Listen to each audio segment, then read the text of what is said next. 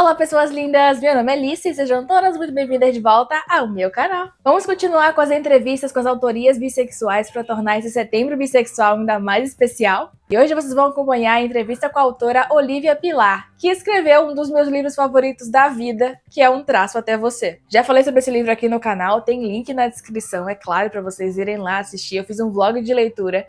Esse livro é muito especial para mim, então imagine só como foi para mim conversar com a Olivia. Sem mais delongas, bora lá para vocês acompanharem como foi esse bate-papo. Hoje eu tô aqui com Olivia Pilar. Olivia, prazer te receber aqui no meu canal. Muito obrigada por ter aceitado o convite de participar desse bate-papo. E eu queria primeiramente que você se apresentasse para as pessoas que ainda não te conhecem, por favor. Oi, o prazer é todo meu. Muito obrigada pelo convite. Meu nome é Olivia Pilar. Eu sou autora de algumas histórias, como Um Traço Até Você e outras histórias que estão disponíveis em formato independente. Participei de algumas coletâneas também por editoras tradicionais, como a Plataforma 21, Galera Record, As Edições. Além de escritora, eu também sou mestra e sou doutoranda em comunicação pela UFMG. E acho que é isso. Como o nosso papo, né, ele é sobre escrita e bissexualidade, eu quero começar te perguntando se a escrita contribuiu de alguma forma no seu processo de compreensão da sua bissexualidade. Totalmente. Assim, na verdade, eu acho que foram processos meio que conjuntos, talvez, assim. Eu sempre falo que escrever foi uma das formas que eu encontrei de meio que sair do armário, assim, de contar para minha família, para as pessoas que estavam na minha vida, assim. Mas quando eu voltei a escrever, lá em 2016/2017, eu já voltei com essa ideia de trazer protagonistas que fossem bissexuais e que principalmente se relacionassem com outras mulheres ou pessoas alinhadas ao feminino, assim. E aí foi exatamente meio ali na mesma época que eu tinha me assumido para mim mesma, no caso, né, que eu era uma pessoa bissexual, assim. Então eu acho que caminha junto. Mas talvez a escrita tenha vindo um pouquinho depois, assim. Mas a escrita me ajudou, principalmente a contar pro mundo, assim. E como você mesma já citou, né, você escreve muitas sáficas bissexuais e segue escrevendo essas sáficas. E eu queria saber de você qual a importância para você da criação dessas personagens. Então, quando eu, assim, sempre tem aquela pergunta, quando você percebeu que você queria ser escritora, né? Eu acho que a gente sempre é escritor. Aí a gente tem aquela pausa ali na vida, né? Porque a escrita não é vista como uma profissão no Brasil e tudo mais. E aí, quando eu voltei para essa ideia de, acho que eu vou realmente tentar, acho que eu vou tentar escrever alguma coisa e tal, eu já tentei rascunhar ali uma protagonista que não era uma protagonista sáfica, e meio que parecia errado, assim, parecia que eu não estava contando exatamente o que eu queria contar. E aí, por isso que eu disse que caminha meio que junto, assim. E aí eu falei, acho que eu vou tentar contar a história de uma menina que se apaixona por outra garota, assim. E aí eu percebi que, olha, esse é o tipo de história que eu consigo contar, é o tipo de história que eu quero contar, é o tipo de história que eu quero colocar no mundo, assim. Então, eu acho que a importância vem de um quesito pessoal, eu acho, da minha vida, assim, de tentar contar o que eu me sinto confortável para falar sobre. Mas também pensando no público que eu escrevo, né, que é o público jovem adulto, ali de 16 até os 28 anos, eu acho que faz total diferença, né? Porque é nessa idade, assim, que a gente está se autoconhecendo, que a gente está amadurecendo, que a gente está entendendo quem que a gente é no mundo. E para esse leitor, assim, encontrar a diversidade na literatura, eu acho que faz total diferença, teria feito total diferença na minha vida, por exemplo, assim. Se eu tivesse encontrado livros que abordassem a bissexualidade lá atrás, quando eu tinha 13, 14, 15 anos, que eu já percebia que eu encarava um pouco a minha sexualidade diferente, mas como eu não tinha um parâmetro de comparação, como eu não via personagens bissexuais em novela, né, que novela era o grande produto de entretenimento da minha época, assim, e até mesmo em livro, ficou um pouco difícil, né? E aí eu fui só me entender mesmo, assim, entender que era possível, que a bissexualidade existia lá nos meus 25, 26 anos, assim. Então eu acho que parte desses dois lugares, um lado pessoal meu, mas também de encarar a importância para os leitores também. Com certeza faria toda a diferença na nossa vida. Eu queria muito que eu tivesse lido Um Traço Até Você quando eu tinha 15 anos, porque ia fazer assim, eu ia me sentir mais pertencente em muitos lugares. Eu já tinha entendido também que eu era bissexual nessa época, mas ainda assim era meio que um vai e volta, já que a gente fica nesse não lugar. E sendo bissexuais negras, aí mesmo que ia fazer uma diferença muito grande pra mim. Sim, total, concordo, assim. Eu acho que faltou, assim, na nossa trajetória, né, na nossa vivência, uma literatura que abordasse esses dois lados, né? O que é ser uma mulher negra no Brasil, uma jovem mulher negra no Brasil, assim, especialmente ali no começo da faculdade, e também o que é ser uma jovem mulher negra bissexual, né? Que eu acho que é pouco falado, né? Pouco falado sobre a mulher negra que é sáfica, por exemplo. Tem essa questão de você escrever, além de personagens sáficas, bissexuais, você também escreve várias personagens negras. Sempre deu essa preferência de escrever personagens negras, né?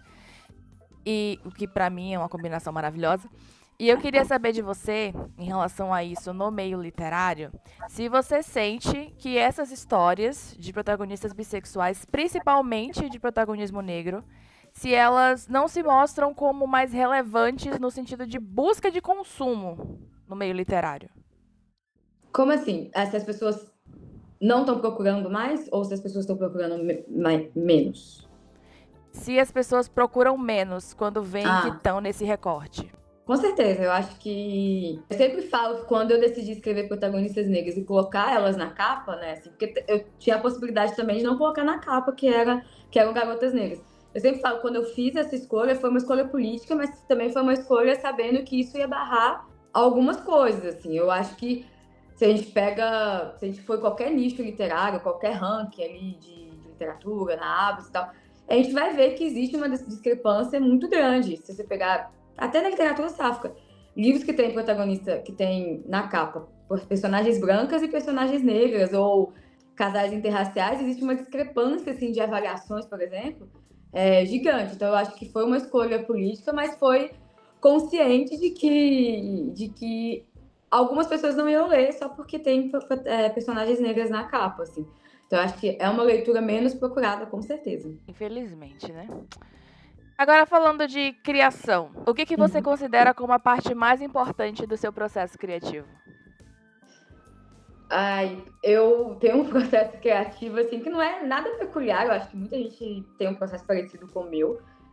Que eu não sou muito metódica, mas também não gosto de fazer nada solto. Eu tô bem naquele meio, assim, né? Então, eu gosto de planejar o mínimo, que é organizar em algumas cenas, fazer um resuminho breve de cada cena, pensar talvez no background das protagonistas, principalmente, né? Quem elas são, a idade, o físico, a personalidade, como é a família. Mas eu acho que tudo isso eu sempre começo, eu sempre pago, na verdade, e aí eu sempre fico me perguntando também se não é um jeito que meu subconsciente encontra de procrastinar e de adiar essa história, que é a escolha dos nomes, assim. Eu sempre tenho a dificuldade de pensar, porque eu não consigo começar a escrever sem ter um nome certo, assim. Então eu sempre barro, e aí eu fico dias naquilo aí de pensar no nome certo do personagem e tal. Um traço de você foi muito isso, assim.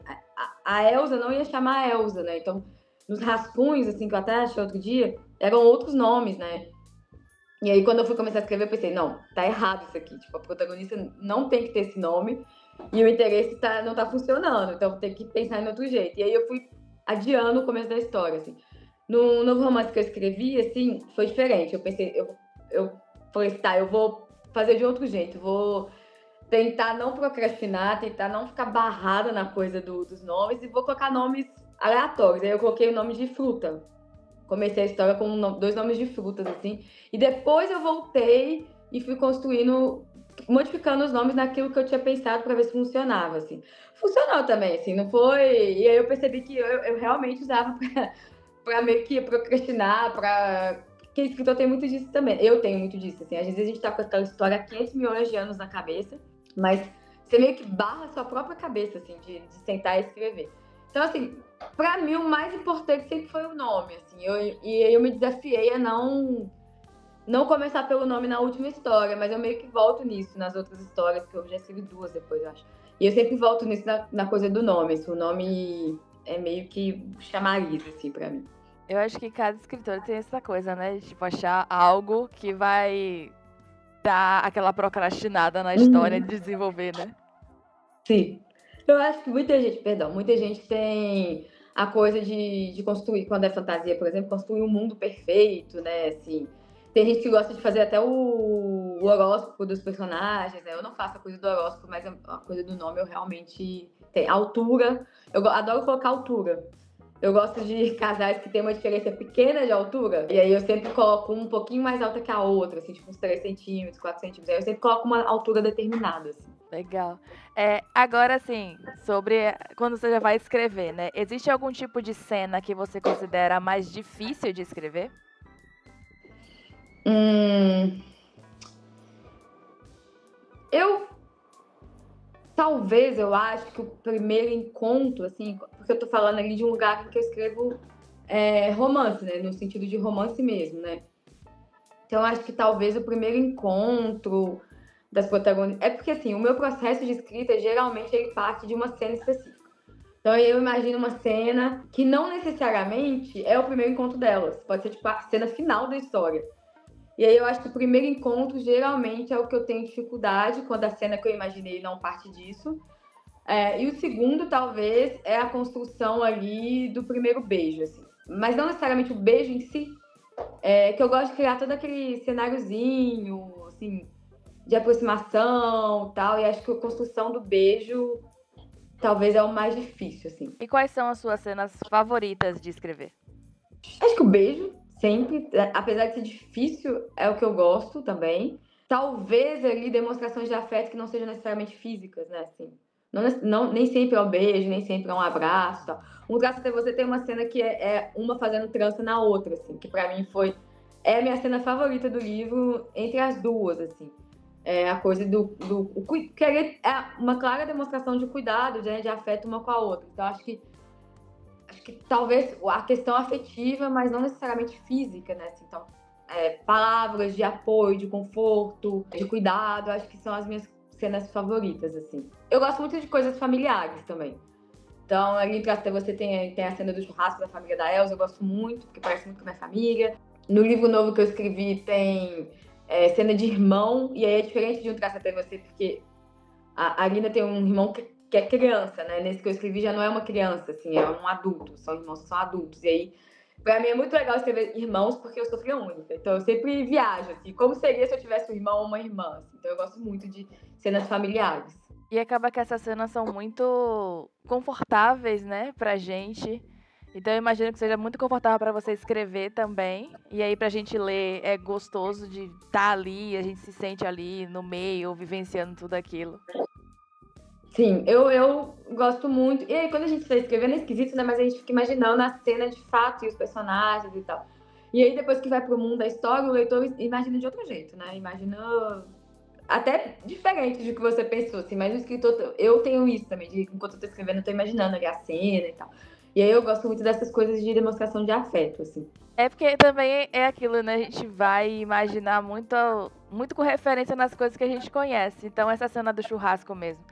Eu criei muito uma visão de uma casa que eu sempre ia de vez em quando no final de semana, e aí eu visualizei bem à frente dessa casa e estar lá com as pessoas. Então vem sempre na nossa cabeça também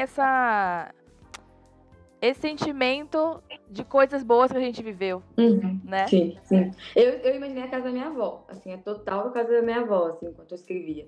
Até a própria família da Elsa é muito próxima da minha família materna também. Agora eu quero saber de você, assim, depois de todo esse processo de escrita, né, de você colocar toda a história no papel, eu queria saber o que você gostaria que as pessoas sentissem quando lessem as histórias que você escreveu. Acho que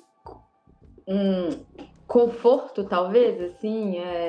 Aí, no caso de mulheres negras, talvez sentissem que elas podem amar, merecem ser amadas, mas eu acho que mais uma coisa meio aquele quentinho no coração, assim. Eu acho que as minhas histórias, apesar de elas serem assuntos sérios, né, trazerem assuntos que são sérios, são difíceis de serem debatidos e às vezes até dolorosos, né, como a questão do racismo e tudo mais, eu acho que no final, assim, eu tento trazer um quentinho no coração, assim, eu tento mostrar o outro lado do que é ser uma mulher negra, uma jovem mulher negra no Brasil. E eu acho que é isso, assim, eu queria que as pessoas sentissem um quentinho no coração lendo as minhas histórias. Isso não impede que em algum momento eu venha escrever uma história triste, né? Eu tava até pensando outro dia, será que veio uma história na minha cabeça, eu pensei, acho que eu vou fazer uma história diferente, assim, um final mais agridoce e tal. Mas ainda assim, eu quero que em alguns momentos, mesmo que a história esteja um final triste, ou que não seja exatamente o final que as pessoas esperam, que elas, em algum momento ali daquela jornada da leitura, elas têm um conforto, talvez uma aproximação com os personagens. Eu não digo nem de representatividade, porque acho que isso vem também junto com as histórias que eu escrevo, né? A questão de se ver nelas ali. Mas acho que mais a questão do conforto mesmo. Tá funcionando. Que bom. E pensando, né, nesses sentimentos que as pessoas trazem, né, e demonstram a partir das avaliações e bate-papos com você, eu queria saber de você se essas avaliações, elas te inspiram de alguma forma na criação tanto de novos personagens ou de novas histórias. Eu não leio avaliações em sites, né? Eu leio resenhas quando me marcam. Porque eu acho que quando a pessoa me marca é porque ela quer que eu leia, né? Então eu leio. Se você está vendo isso e você me marca e não quer que eu leia, então deixa explicitar, a autora não leia. Porque eu leio quando me marca. Tipo, em Instagram, as pessoas costumam marcar. Aí eu leio, assim. Mas em Amazon, Scoob, eu não leio. Eu fico acompanhando só o número de avaliações, assim. Isso eu sou um pouco meio bitolada com isso, assim. Tipo, sei lá, o livro ficou em promoção, aí eu fico acompanhando se dias depois vai crescer e tal. Isso é uma coisa meio bobinha na minha cabeça, mas eu não leio. Mas eu recebo muito feedback, assim, em DM de Instagram, e-mail e tal. E eu nunca recebi nada que me fizesse pensar assim, olha, eu preciso pensar nisso para a próxima história, assim. Porque acho que quando a pessoa manda diretamente pro autor, ela não manda geralmente críticas negativas ou construtivas. Ela geralmente manda um sentimento com a história, o que tocou nela. Então eu recebi muito feedback de meninas falando, olha, foi a primeira vez que eu vi legal, ou foi a primeira vez que eu vi ali falando sobre a questão do cabelo e tudo mais. E aí eu geralmente não recebo muito coisas que eu pego para próximas histórias. Mas é claro, eu falo, o jeito que um exemplo, né? O jeito que você constrói um casal é incrível. Aí eu penso, tá, então na próxima história que eu fizer, eu acho que eu posso continuar nessa linha de construção de casal. Eu já recebi uma crítica, aí foi uma coisa tipo, eu achei que foi muito rápido o casal, mas eu gostei. Aí, por exemplo, no último livro, você acha que eu vou fazer diferente, vou fazer um casal mais lento, então. Esse tipo de coisa, assim, é porque, na verdade, eu sou muito fã de pessoas que se apaixonam. Apaixonam talvez seja uma palavra muito forte, mas ter aquele sentimento de interesse imediato, assim, que olha pra outra e pensa, nossa, essa pessoa parece interessante, essa pessoa me despertou alguma coisa. Eu sou muito fã disso, assim, porque eu acho que isso acontece na vida real, principalmente entre mulheres, né? E aí, as minhas histórias tendem a ser desse jeito. Acho que todas as minhas histórias foram desse jeito, assim, elas começam... E aí pode parecer que é muito rápido mesmo, assim. Mas aí eu me dei o desafio de fazer uma história que fosse um pouquinho diferente disso, assim, que fosse um pouco mais demorada e tudo mais. Que partiu de um feedback que eu tive, assim, que não foi negativo, foi só tipo, foi muito rápido, mas eu amei. Aí eu pensei, tá bom, então vou tentar fazer algo diferente. Então eu acho que o fato de eu não ler avaliações me impede um pouco de ter essa perspectiva de, olha, eu vou mudar isso na próxima história, olha, eu vou fazer diferente. Mas os feedbacks às vezes me ajudam a pensar, posso continuar assim, ou posso tentar uma coisinha diferente ali.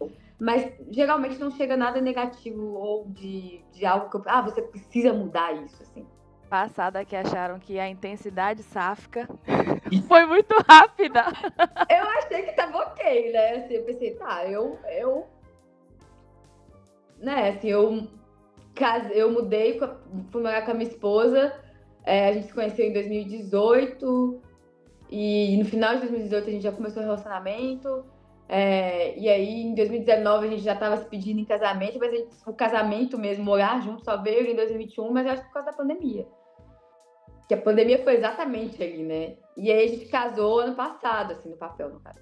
Mas já estávamos casadas, né? Então eu acho que é tudo muito rápido, tudo muito intenso. Então, assim, eu acho que isso é verídico nas minhas histórias. Eu acho que, apesar das pessoas, acho que tem gente que estranha, né? Quando não é uma pessoa sáfica que lê, estranha a coisa da rapidez. Mas eu acho que isso é tão verídico, eu sei histórias muito mais rápidas do que a minha, por exemplo, assim. Sim, tem várias. Já é piada no meio falar sobre isso. Né? Tipo, conheceu hoje, amanhã já tá com o caminhão de mudança na porta, né? Exatamente. Então, assim, eu acho que é comum. Muito. Aí chega... Estranhou. Mas eu acho que é porque tem muita gente que gosta muito dos livros que são os slow burn, né? Sim, assim. sim. Tem gente que gosta muito. Eu sou uma pessoa que não tem grandes preferências, assim. Se a pessoa falar, lê esse livro sáfico que ele é ótimo, eu vou ler. Independente dele ser, foi rápido, foi devagar e tal. Então, assim, eu não tenho essa. Mas tem gente que é muito apegado aos clichês e tal. Então eu entendo também. Eu sou o tipo de pessoa que, pra mim, estando bem construído, não tem problema se for rápido ou se for demorado. Eu também. Eu sou essa pessoa. É bom, né? Tipo, é uma história boa que a gente tá lendo. Então não precisa necessariamente, tipo, eu preciso que demore muito. Porque assim, às vezes pode demorar muito e não tá tão bem elaborado que nos prenda, assim, pra gente ficar até empolgado por aquele casal pra acontecer, né? Nossa, eu detesto também quando demora muito. Não, o problema não é demorar muito. O problema é quando demora muito e sobra pouco tempo com as duas juntas. Porque demorou tanto, que aí depois você tem pouco, tipo, você tem pouco beijo, você tem pouco palavras ali de carinho. Isso é o tipo de livro que eu não gosto. Assim, demorou muito. E aí até a construção é legal, da demora e tudo mais, mas aí o final é corrido e aí fica pouco tempo delas juntas, aí eu já não curto tanto. Eu gosto também do casal que fica junto pra gente, assim, se mostra junto pra gente. Eu também. Eu gosto muito de ver o casal junto. Eu li há uns 2 anos um livro que eu fiquei bem assim, tipo, dificilmente eu leio um livro que elas não ficam juntas um período, pelo menos. E aí, quando eu cheguei, tipo assim, gente, mas o livro tá acabando. Cadê elas juntas? Não vai ter?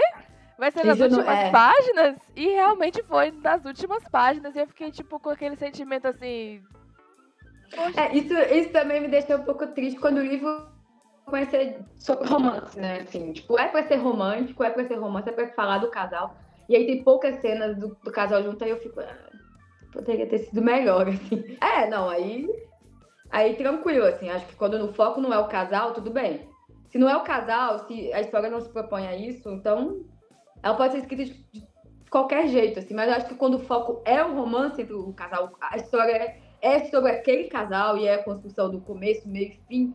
Ainda que seja pra não ficar junto, né, assim. Principalmente se não for pra ficar junto, eu acho que aí tem que ter mais cenas do casal, porque eu preciso ficar triste no final. Porque eles não ficaram juntos, sabe? Tipo, não ficou junto, tá? E aí? Ok, não ficou junto por quê? Eu acho que tem que ter uma construção ali. Sim, a gente vai acabar nem sentindo o que era pra sentir, né? Que a gente acabou nem se apegando a um casal que, na verdade, nem existiu pra ficar triste no final. Eu acho que a palavra é essa, apego. Eu tenho que ficar apegada, eu tenho que torcer por aquele casal, sabe? Agora, eu queria saber de você, o que você acha, o que você considera, né, a parte mais difícil do seu trabalho? Nossa, eu acho que é porque eu sou uma pessoa muito ansiosa. Então, assim, tudo pra mim é muito difícil. Todas as etapas de fazer um livro é muito difícil. Então, eu fico ansiosa enquanto eu tô escrevendo, eu fico ansiosa quando eu mando pra Veitor Beta, eu fico ansiosa quando eu mando pra minha agente. Eu fico muito ansiosa quando a gente fala assim, mandamos pra editora. E aí você fica nesse processo de, meu Deus, vai chegar uma proposta, não vai chegar? Eu fico muito ansiosa. Mas eu acho que pra mim a pior parte é quando o livro é publicado. Porque aí, tipo assim, não tem mais volta. Não tem mais o que mexer no livro, não tem mais o que mexer na capa, na história. O livro tá no mundo e aí não é seu mais, assim. Você não tem mais controle nenhum sobre ele, é do mundo, é dos leitores. Então, pra mim, a pior parte... Não que eu não confie nas minhas histórias, eu confio. Mas é que eu, como uma pessoa muito ansiosa, fico na expectativa da primeira pessoa que vai ler, da primeira pessoa que vai me dar um feedback. Então, assim, essa parte é muito ruim. Eu não traço até você, eu acho que a minha esposa, ela achou que eu ia ter um treco aqui em casa, sabe? Tipo, quando ele foi publicado, eu fiquei assim, uma semana pensando, meu Deus, ninguém vai ler, as pessoas que leem vão odiar, vai dar tudo errado, eu nunca mais vou conseguir publicar livro nenhum, vai ser uma bosta. Foi assim, foi horrível. Pra mim, a pior parte é essa. Assim, Mas aí, eu acho que é porque eu sou muito ansiosa. Eu não sei se todo mundo é assim. Todo mundo tem como pior momento o livro. Porque tem gente que eu acho que o momento em que o livro é publicado é o melhor momento do processo. Pra mim, é o pior. Assim, eu acho que é muito angustiante pra mim. É lindo ver ele no mundo, é lindo ver um projeto que você escolhe matutando na sua cabeça por meses, ganhar o mundo, ser publicado e tal. Essa parte, de fato, é muito boa. Mas é um momento também que você percebe que a ficha que você não tem controle mais de nada, né? Então as pessoas podem odiar, as pessoas podem amar, o livro pode ser, tipo, tanto faz na vida de alguém.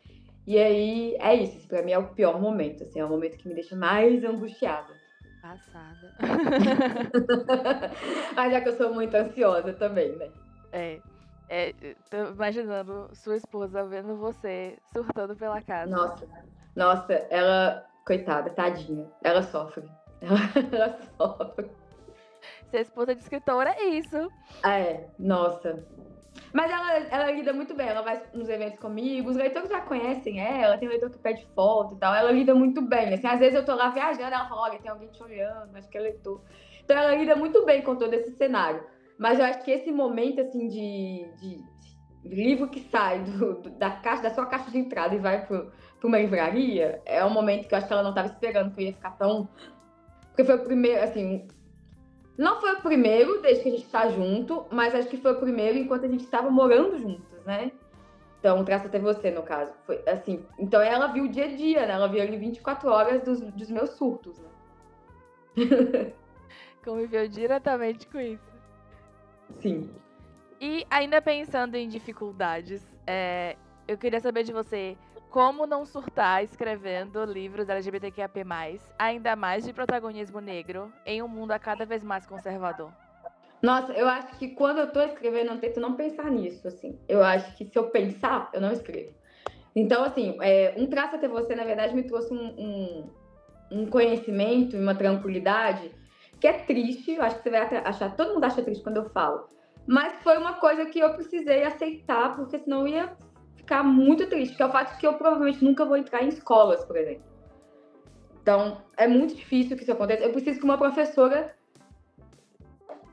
banque, né, que as minhas histórias entrem numa escola. Então, eu acho que isso, ainda mais no momento que a gente está, ainda que a gente esteja num governo progressista, eu acho que é muito difícil. E aí eu precisei aceitar quando o Traço Até Você saiu, quando eu vi que não ia entrar à escola, porque não chegavam os convites e tudo mais. Foi, eu acho que isso é uma coisa que eu vou precisar aceitar. E foi muito triste pra mim, porque eu amo escola.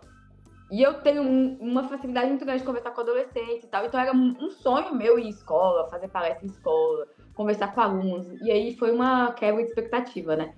Então eu acho que se eu começo uma história pensando, nossa, esse livro aqui, se ele cair em mãos erradas, pode dar muito ruim pra minha carreira, pode ser muito ruim, eu posso receber haters e tudo mais. Mas se eu pensar nisso, eu não escrevo, assim. Então eu acho que todo escritor que faz parte da comunidade, ele vai ter esse pensamento, assim, se a gente ficar pensando no depois, se a gente ficar pensando em quem vai odiar, e muita gente vai odiar, a gente não escreve e a história deixa de existir. Então, eu acho que o importante é a gente não pensar nisso. O primeiro passo é não pensar nisso, porque senão as histórias não vão pro mundo, assim, a gente já tem poucas histórias, né? Ainda mais quando a gente pensa em editoras tradicionais, né? No Independente tem muito, e eu amo Independente, eu vim do Independente. Mas se a gente pega um recorte de editoras tradicionais, a gente vai ver que são poucas. Histórias LGBTQIA+. Se a gente faz um recorte de raça dentro dessas histórias, ainda menos ainda. Então eu acho que se a gente pensar nisso, a gente é barrado por uma estrutura que quer nos barrar. E eu acho que a gente não pode ceder a isso, né? Assim, então, é meio que uma política, é uma escolha de política mesmo, uma escolha de eu vou me manter fiel a isso e vou continuar, assim, sabendo que em alguns lugares, em alguns espaços, você não vai ser bem-vindo. No caso, as escolas, por exemplo. Fiquei triste. Eu imaginei que todo mundo fica triste quando eu falo isso, mas eu não fico triste mais, assim, eu tive que aceitar, porque senão eu ia ficar sempre triste. Mas é legal, por exemplo... Pode falar. Não, é legal, por exemplo, eu tava na Ler, que é um evento ali do Rio de Janeiro que acontece no final do ano passado eu tava. E como é dia de semana, eles levam muitas escolas e tal. Tinha muitas meninas na fila que estavam com uniforme de escola. Isso foi muito legal. Então, assim, eu entro nas escolas através dos leitores, o que é ótimo, né? Assim, mas eu acho que se eu conseguisse entrar também por um viés institucional, seria melhor ainda, né? Porque eu tenho esse amparo institucional. Mas eu acho que isso vai ser muito difícil de acontecer, né? Quem sabe? Às vezes eu tô aqui profetizando coisas ruins. Minha esposa sempre fala que eu só falo coisa ruim. Talvez, quem sabe, né, aconteça uma coisa boa, né? Eu seja convidada, meu livro seja lido em escola. Tomara, assim. É porque os ares conspiram de uma forma tão ruim, né? E aí, tipo, é difícil pensar diferente. Sim. Você foi falando, eu lembrei de... Quando eu estava na escola e lá tinha uma pequena biblioteca que infelizmente fechou. E eu lembro que quando eu tinha 13 anos eu ficava muito lá nos intervalos. E pensando de quantas gostariam de ver essa história também na biblioteca da própria escola, mesmo que fosse um período só que ela ficasse aberta e ela pudesse chegar nessa história e ler. E é por isso também que é importante as bienais, né? Porque as pessoas vão acessar, as adolescentes vão acessar essas novas histórias. Tanto que eu lembro que na Bienal daqui, que eu fui ano passado, eu achei maravilhoso que eu via vários adolescentes, assim, muito empolgados e felizes, vendo várias histórias de protagonismo bissexual, de protagonismo gay. E aí ficava, tipo, todo mundo teve uma mesmo que ela apontou pra Nick Charlie e fez, meus pais. E eu fiquei tão feliz vendo aquilo, porque eu fiz, nossa, eu queria muito ter tido isso também quando eu era mais nova. E aí pensar nessa perspectiva da escola foi uma coisa que me deu uma coisa assim de, meu Deus, eu queria tanto ser uma professora agora pra escola. Eu acho, sempre dá um quentinho no coração quando a gente vê gente de escola. Na Bienal aqui de Minas, aconteceu uma coisa muito legal. Eu tava na mesa, esperando a mesa começar. E aí eu fui conversar com a minha esposa, que ela tava sentadinha lá e tal. E aí, duas cadeiras do lado dela tinha uma menina. A menina devia ter, eu não sei, uns 15, 14. Enfim, ela tava com o meu livro, assim, e ela tava lendo ele já. Ela tinha comprado lá. Provavelmente, porque ela tava com essa sacolinha e tal. E eu olhei aquilo, aí eu pensei, eu vou até ela, não vou. E aí eu fui, né? Eu falei, oi, eu sou a autora desse livro. Ela olhou pra mim, olhou pra última página que tem minha foto e ficou, nossa, é ela mesma. E aí a gente conversou e tal. E foi muito legal, porque ela tava com a escola dela, né? Ela tava ali com a professora e tal. Foi muito fofinho. Então eu gosto muito de saber que os próprios alunos, os próprios adolescentes, eles têm essa, talvez, autonomia, essa vontade de ir até os livros, né? Só que eu acho que isso ainda é muito pouco, porque os nossos livros não são tão divulgados quanto os outros. Se você tiver numa editora grande, como é o meu caso, eles são bem distribuídos, né? Mas se você vai numa livraria e tal, você vai ver que eles ficam ali alocados numa prateleira ali de literatura LGBTQIA+. Então, isso limita um pouco, né? Se o adolescente vai com o pai, por exemplo, da livraria, e é um adolescente que ainda não é assumido e tudo mais, ele não vai lá naquela estante, não vai naquela prateleira.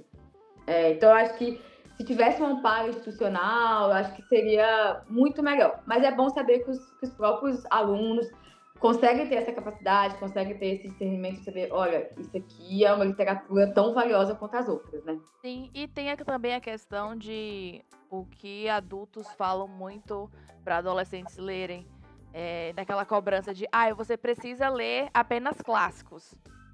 E aí, contemporâneos, tipo, não interessa. Lê os clássicos, que os clássicos são importantes pra você fazer faculdade, pra você fazer um vestibular.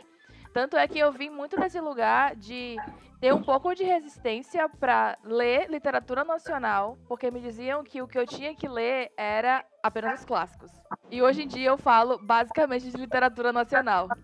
E eu vim lendo também bastante independentes. Então, é isso, sabe? Ter essa questão também que acaba barrando um pouco a adolescentes de irem em busca dessas histórias.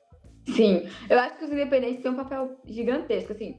Eu vim dos independentes, eu não seria nada se não fosse os independentes, assim, eu amo o independente. De vez em quando eu até fico com vontade de voltar a escrever com o independente, é que eu não tive tempo ainda. Mas tá no meu, eu até tirei, assim, porque tem meus papeizinhos de próximas histórias estão aqui. Tá até aqui algumas histórias que eu pensei, acho que caberia no independente. Se eu amo o independente, acho que o independente tem um papel gigantesco para a literatura nacional.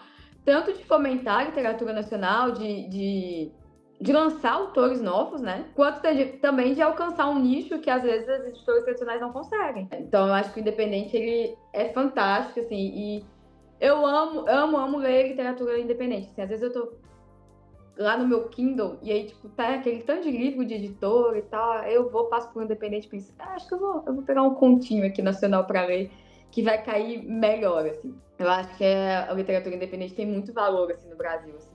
E vários autores que hoje são editoras vieram do independente, né? Vários. Quase todos. Os da comunidade LGBTQIA+, praticamente todos, né? Que pelo menos jovem e adulto vieram do independente, né? Eu, Pedro Ruas, Clara Alves, Maria Freitas, todos nós viemos. A Clara veio, sim, do independente. Acabei de lembrar assim, da história dela. Então, acho que todos nós viemos independentes. Então, assim, acho que a literatura nacional, ela deve muito aos índios, né, assim. Mas eu queria também que houvesse uma certa... É porque eu tenho sentimentos conflitantes. É que eu acho que, assim, o independente é incrível, maravilhoso, ele deve ser valorizado, sempre. Mas eu tenho medo também de, às vezes, que eu acho que acontece também um pouco, é que quando a gente vai para a editora tradicional, as pessoas meio que... Eu não sei o que acontece, mas eu acho que as pessoas não conseguem ver que é o mesmo autor, talvez? Tipo, é o mesmo autor que era aquele que publicava no Independente, agora ele está publicando na editora tradicional. E ele deveria ser valorizado também, porque ele pode abrir portas para próximos autores. Porque se ele vende mal, ele barra portas. Se ele vende, é óbvio que isso é muita pressão, assim, né, em cima do autor, mas se ele vende bem, ele abre portas. Então, acho que deveria também ser valorizado tanto o autor independente quanto o autor nacional que está ali na editora tradicional, né? No meu caso, por exemplo. Sim, é isso. Eu vejo o Independente como uma forma da gente ter acesso a vocês inicialmente. Mas, tipo, eu sempre torço para que vocês cheguem a publicar em editoras tradicionais, porque isso quer dizer que o trabalho de vocês está expandindo e alcançando novos lugares que o Independente acaba sendo uma coisa mais limitada. Eu conheci você, conheci Clara, conheci Maria, tudo por Independente. E aí depois posso ter acesso aos livros de vocês por editoras tradicionais. E tem um pouco disso mesmo, de às vezes parece que vocês ficaram, tipo, metidos porque começaram a lançar por tradicional, sendo que isso é uma coisa muito boa na vida de vocês e abrindo portas também para outras pessoas, como você mesmo trouxe. Querendo ou não, as editoras tradicionais, elas têm uma divulgação. Parece esquisito, né? Porque a gente pensa, o Independente na Amazon, por exemplo, ele tem um alcance gigantesco. Mas quando a gente pensa nas editoras tradicionais, elas chegam a um público que o Independente não alcança. Assim, é estranho, mas elas chegam no público que o Independente não alcança. E aí eu acho que fica parecendo que a gente foi pra editora tradicional e a gente esqueceu as nossas raízes, assim, mas não é isso. É porque é um outro tipo de publicação também, né? Assim. Então eu acho que ambos devem ser valorizados. É essa questão do nicho, né? São nichos diferentes. Por mais que as pessoas elas sejam da comunidade também, tem gente que não vai ter acesso a independentes. Eu vim ter acesso a independentes em 2020, mas já existia antes. Mas eu só tive acesso... O primeiro livro foi publicado em 2017. Eu só tive acesso em 2020. Eu não conhecia esse mundo. Então é isso, as mais possibilidades das pessoas conhecerem as histórias. Então, tudo tem seu lugar, assim. Sim, exatamente. Queria saber de você, o que significa ser uma autoria bissexual pra você? Ai, que pergunta difícil. Em que sentido? No sentido que você interpretar. Eu acho que assim, no meu caso, eu acho que tem dois sentidos, assim. Eu tenho um lado muito forte meu, assim, que é só meu, assim, eu não acho que nenhum autor precisa ser idêntico. Mas é que eu tenho uma política minha de não fazer histórias em que a protagonista, ainda que seja bissexual, se relacione com homens. Então eu sempre vou tentar fazer um relacionamento sáfico, assim. Acho que muito porque eu estou num relacionamento sáfico, sou casada com uma mulher. Mas já tive relacionamento com homens, mas então assim, não é porque mulheres bissexuais só são levadas a sério e vistas como sáficas se estiverem com mulher. Não, não é isso. É que eu me sinto confortável em escrever histórias sáficas. Isso é uma coisa.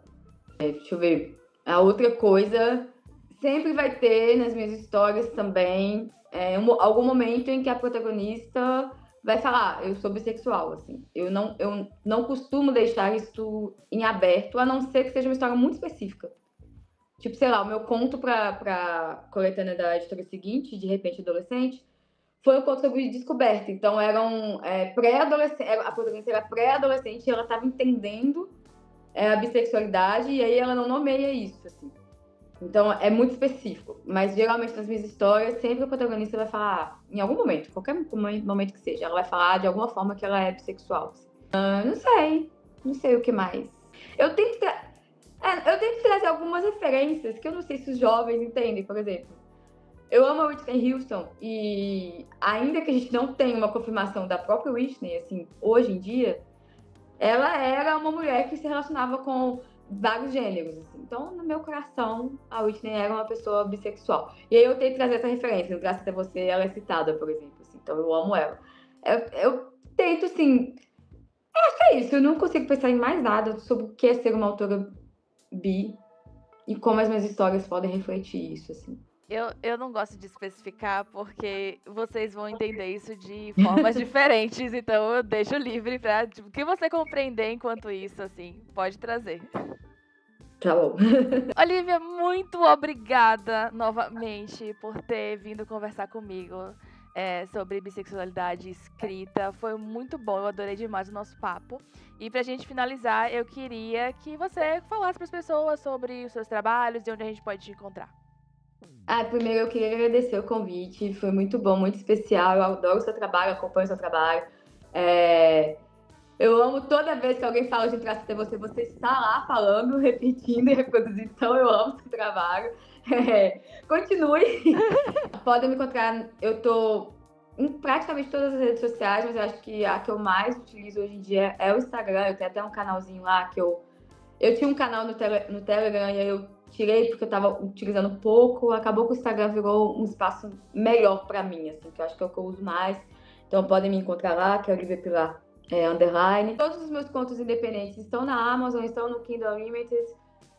São 5 contos. Eu também estou em algumas coletâneas independentes, que também estão na Amazon. Também estou em 5 coletâneas por editoras tradicionais. E aí estão em todas as livrarias, né? Eu tenho coletânea pela Plataforma 21, ou por ordem de publicação. Plataforma 21, editora seguinte, Rocco, Mas Edições, e a última foi Galera Record. E meu primeiro romance publicado, Um Traço Até Você, também está em todas as livrarias, saiu pela editora seguinte, então você encontra em todas as livrarias. Eu tenho um livrinho novo que saiu pela Mapa Lab, que um estilo plaquetes, mas é basicamente como se fosse um conto, assim, um pouquinho maior, ou uma novelinha. Eu não sei se já está disponível no site da Mapa Lab, mas estaria à venda lá, ou estará à venda lá. Foi uma história muito diferente que eu fiz, acho que foi a minha primeira história escrita em terceira pessoa. Todas as minhas histórias são em primeira pessoa, foi a primeira que eu escrevi em terceira pessoa, foi muito legal de fazer, assim. E é isso, eu recentemente escrevi um novo romance, mas aí eu não tenho novidades sobre isso.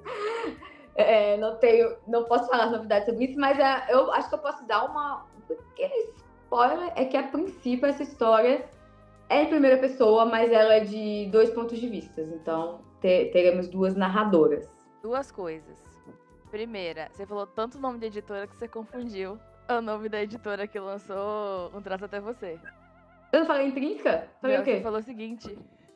Não, é Intrínseca, gente. Um Traço Até Você é Intrínseca. Normal. Segunda coisa. Sim, sempre que vocês verem Um Traço Até Você sendo falado na internet, eu estarei lá comentando. Isso, 100% apoiadores de Um Traço Até Você. Maior fã. Eu mesma. Tá bom, meu bem. Obrigada novamente. De nada, o prazer foi meu. Muito obrigada pelo convite. E aí, gostaram da entrevista? Então, por favor, deixa gostei aqui embaixo agora mesmo, porque isso garante com que esse vídeo seja mais distribuído na plataforma. Quero lembrar para vocês que os links das redes sociais de Olivia estão disponíveis aqui na descrição, porque aí você pode encontrá-la de forma mais fácil ainda. Não esquece também de considerar se inscrever aqui no canal, porque tem muitas mais entrevistas que vão vir por aí, e assim você não vai perder nenhuma delas. Muito obrigada por terem assistido até aqui, ter se inscrito neste canal e ter deixado seu gostei nesse vídeo. Um beijo e até o próximo vídeo!